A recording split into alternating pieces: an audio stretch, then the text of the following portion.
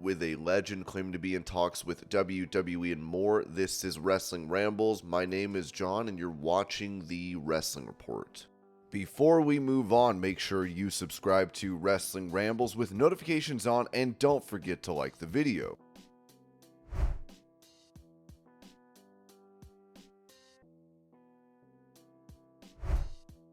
Addressing his thoughts on main roster veterans like Bobby Lashley, Carmelo Hayes told the Masked Man show, "I feel a lot of guys up on that main roster, they're just comfortable. They've been there for a long time. They've been making a lot of money for a long time. You got somebody like me coming in, I haven't experienced the things that they've experienced." He's right about that. I haven't had all the accolades that Bobby's had. I haven't had all of those things. I'm not coming in quiet, and I'm not coming in timid. I'm coming in strong. Like I said, they're comfortable, and I'm coming in to make everybody uncomfortable. I want them to know that I'm there. Want them to feel my presence. I want them to see me as a threat. I'm not intimidated by anyone up there, like the same energy I brought in the black and gold, where I said, well, why can't that be me? That's the same way I look around that locker room on SmackDown. Why can't that be me? You know, that's why I went and challenged Cody Rhodes on my first night, because, you know, why can't that be me? So Bobby's going to feel what Bobby is going to feel.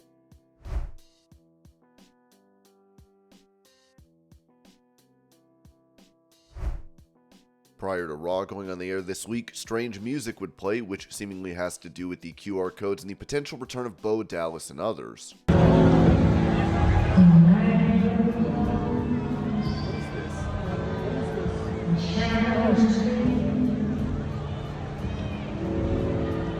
What's going on? It's gotta be Bo, right?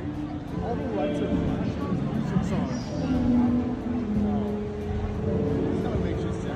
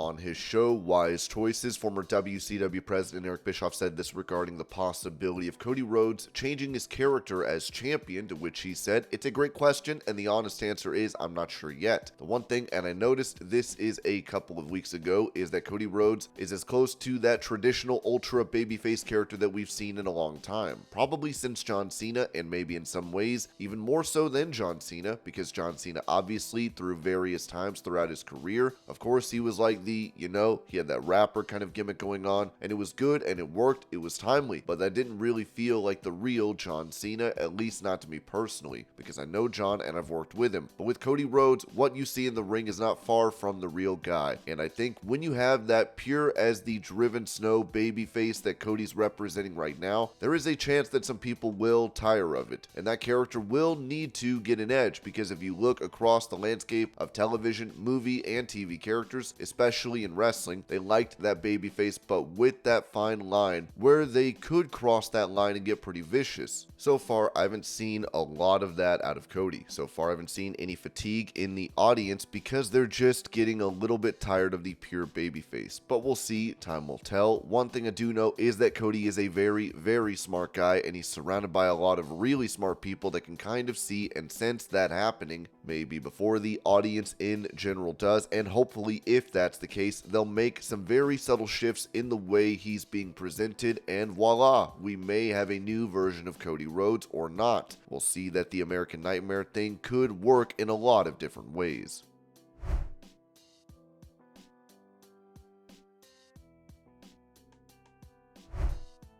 with John Morrison bringing up an issue with one of his ring names. Ringside News wrote that in a discussion with former NXT announcer Mackenzie Mitchell, Morrison revealed that WWE initially intended for him to debut under the ring name Johnny Blaze. However, their plans hit a roadblock when both Marvel and iconic rapper Method Man served the company a cease and desist warning citing copyright infringement concerns related to the Ghost Rider character. Recalling his WWE debut and the challenges with his ring name, Morrison shared, "I started off as Johnny Blaze and introduced myself to Stone Cold Steve Austin as Johnny Blaze. We quickly got a cease and desist from Method Man and Ghost Rider because it's copyrighted. Following the cease and desist, Morrison underwent a series of name changes, including Johnny Spade, before eventually settling on Johnny Nitro, as a tribute to Eric Bischoff, who served as his mentor at the time. Despite the multiple changes, Morrison expressed a preference for consistency in his ring name throughout his career. Reflecting on his WWE run as Johnny Nitro, Morrison acknowledged that while he would have preferred to keep one name throughout his career, the character itself didn't fully resonate with him. Despite this, he had fond memories of his time using the WCW Nitro theme song during his entrances.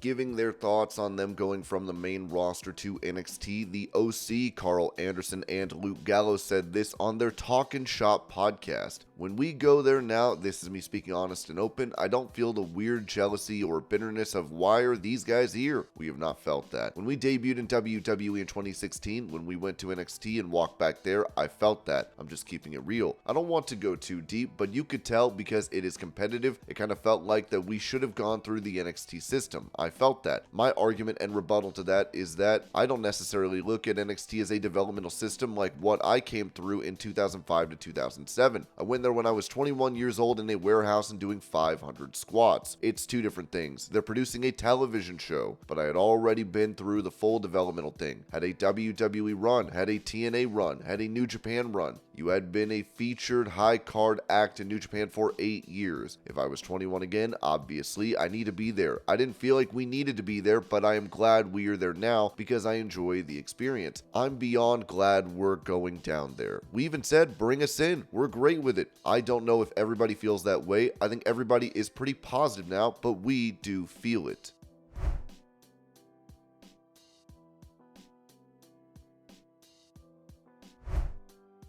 Revealing the origin of his one-on-one with The Undertaker catchphrase in WWE, Teddy Long said this to Chris Van Vliet. "Vince McMahon, one night we were in Madison Square Garden and Stephanie McMahon went to introduce somebody. I don't remember, but anyway, she came back and Vince stopped her and he was talking to her saying, 'Stephanie, I want you to put emphasis on it. When you introduce the guy, I want to hear John William puts emphasis, you know?' And I'm just standing back. I didn't say a word. So next I did Undertaker, one-on-one with The Undertaker, puts emphasis. That's how I learned to do that." Long would also reveal what led to his dance during his WWE entrances. "My grandson, he's 19 now. Well, when he was 2 years old, we were trying to teach him how to walk. So we bought this walker that we put him in. Every time we put him in this walker, all he would do would bop up and down like that. So I went to TV one night and they're playing my music, but I was just thinking about him. So I was having fun and just started doing the dance. One night I got ready to walk out and just as I got to the curtain, Vince is standing up. He's yelling, 'Do that dance.' 'What dance?' And he starts doing it. And that's how the dance started. I had a golden retriever. His name was Boss. I got him as a puppy, but as he got bigger and bigger, Boss started getting in the way. So every time I'm like, 'Come on, playa, get out of the way, playa.' I'm just talking to him. And one night I went to TV. I started using slang, calling people playa."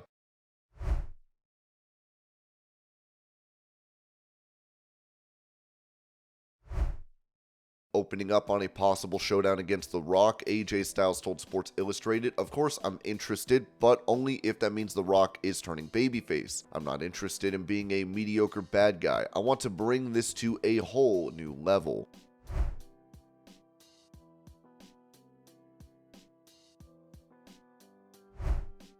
Explaining how her appearance on Raw came together, former ring announcer for the company, Lilian Garcia said this in an Instagram story. "Well, you know what I love about the WWE is that you never know what's going to happen. I just stopped by to say hi to everybody.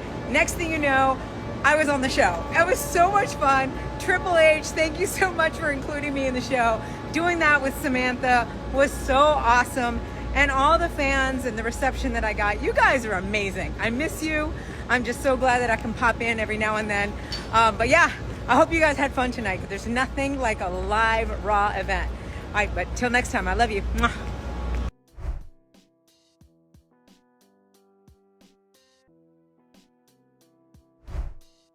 Bringing up why he feels he had a better chance to become world champion under Vince McMahon as opposed to Triple H, Sami Zayn told Daily Mail, "Here's how I see it. I think Hunter sees me differently from how Vince saw me, especially as a good guy. I think Vince saw me much more as a bad guy for a number of reasons. He saw my irksome qualities that he thought lent itself to being an irksome character. Having said that, I think things were a lot more unpredictable because of the nature of Vince's week-to-week kind of approach, that sometimes the marble would just fall in the right hole and now you're champion, whereas with Hunter, I think it's much more he has a longer term vision, and if you're not part of that vision, then the chances of breaking into that vision are much, much slimmer. It's kind of a double-edged sword. He might see me in a way that lends itself more to being in that mix and possibly winning it, but on the other hand, I could have just slipped on a banana peel and won the world title. I just do my best. I just give the best performances I can give. I try to perform with as much emotion as possible and tell the best stories I can tell, and I hope that that eventually gets me there. I'd like to win the world title once before I call it a day, there's no question, but I don't live and die by that. It'd be great, and I really appreciate people saying they'd love to see it. I'd love to see it too, and I hope it happens, but if it doesn't, thank you just the same, because it's been amazing."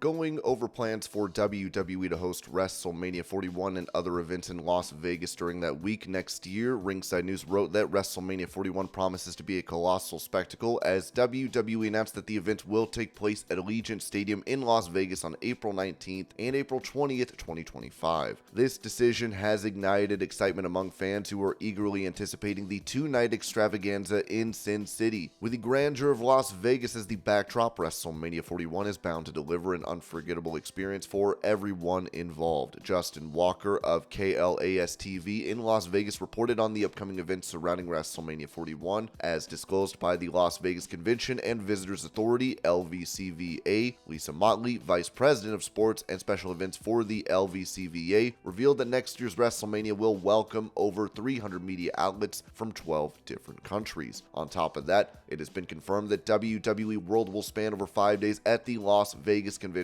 Center during that week. Regarding Raw and SmackDown, Motley stated that these events will be held at an MGM Resorts venue. The LVCVA has allocated $5 million for WWE to sponsor WrestleMania, and the company will also bring their Community Champions program to the area.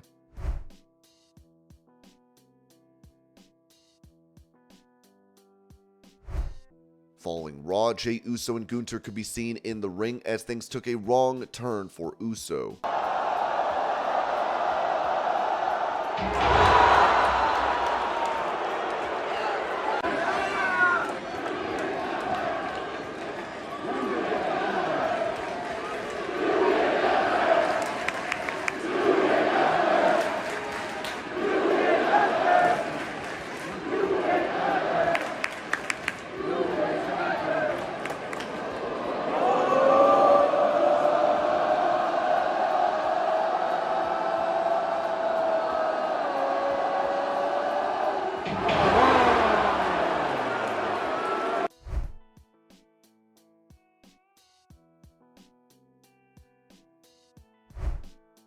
Sharing an update on her pro wrestling career following a recent release from WWE, Emma Diaz wrote this on X: "The Havana Savage, Emma Diaz is now accepting bookings starting June 2nd. There's only one speed, and that's mine."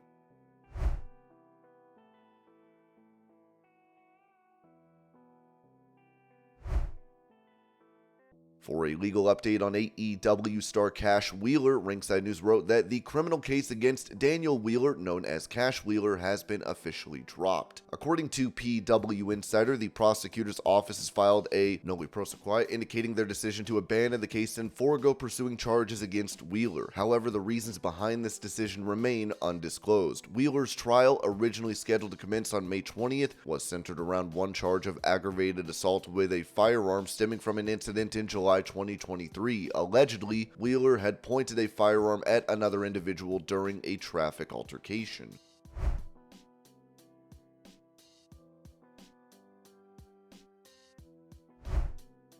Revealing she wrote a song for her late partner Bray Wyatt, JoJo Offerman said this in a video. So today I finished writing probably the most heartbreaking song I will ever write in my life. And of course it's about Wyndham. And hopefully soon I get to record it and you guys get to hear it. But today was a very hard day for me and filled with lots of tears and heartache. But I'm very proud of everything that I did. So I can't wait for you guys to hear it. Stay tuned.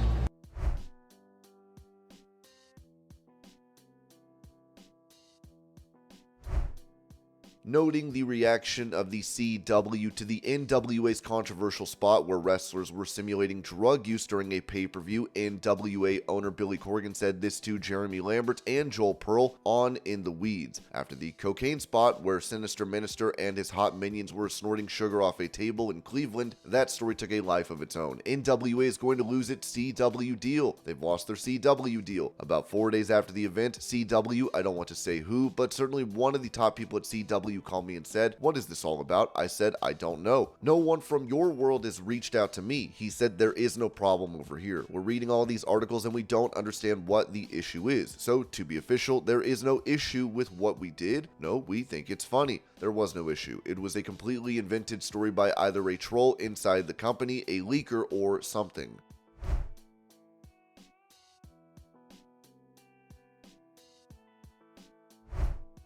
Mentioning his new contract that he signed with WWE not long ago, Drew McIntyre told the Daily Mail, "Being happy at this point of my life and career, all that matters is I'm happy and I can get time with my family that I've not had for 20 years. When it comes to creative, I can only control the controllable. As we've seen almost for the past couple of years, there's been a lot more leeway given to talent, a lot more collaboration. It's been awesome, as you can see across the board. A lot of people breaking out and an opportunity for myself to show what I can truly do. I know with that, it's always going to be a case of roll with the punches, peaks and valleys, but there's more to it than just that. We'll see what the future holds. I just know that I'm in my prime and Drew McIntyre is not going to stop wrestling."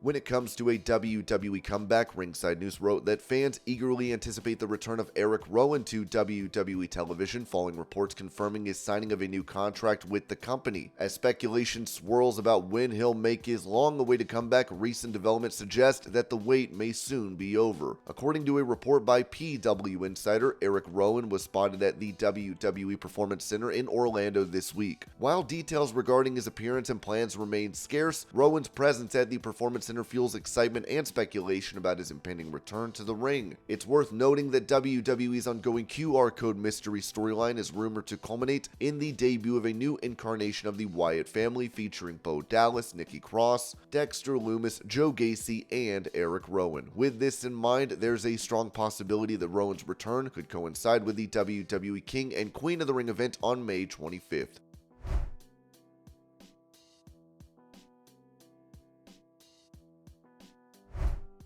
Speaking about WWE, Hall of Famer and former governor of Minnesota, Jesse Ventura, said this to Frank Moreno on his podcast: "I am back negotiating with them. We're in talks right now. I have contracts with my attorney right now with WWE. We don't know right now fully. They want to bring me back under their Legends deal. If you go back to WrestleMania 1, there aren't too many of us alive anymore. It is true. Look, Roddy's gone. Orndorff's gone. Andre's gone. John Studd's gone. Junkyard Dog's gone. You have more gone. It goes on and on. I can only say negotiations happen because of the change in direction of the company."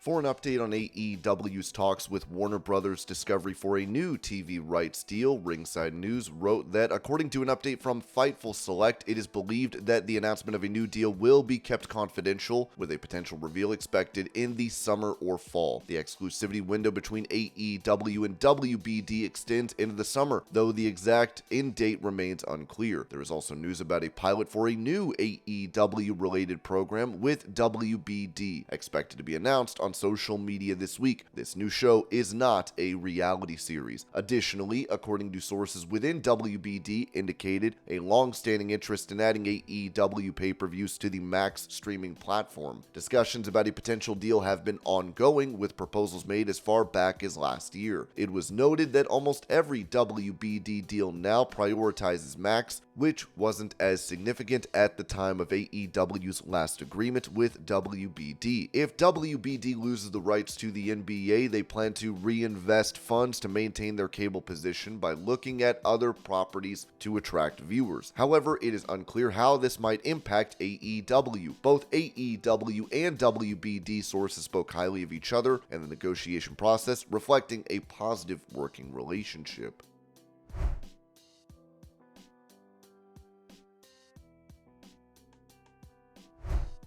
On her Instagram story, Tiffany Stratton posted this clip. Those online reacted negatively to this, with users writing, "Hello, why did Tiffany post this? Triple H, WWE, your employee by the name of Tiffany Stratton posted this. I cannot believe you would promote something like this. We, the people, demand her to be taken out of her match Friday and Bianca advance. Because NXT is a breeding ground for racist, white, collegiate maggots. You'd think people would realize this by now. Fire her ass." And this was your pro wrestling news update. I hope you're all having a great day. Thank you so much for watching, and I will see y'all later.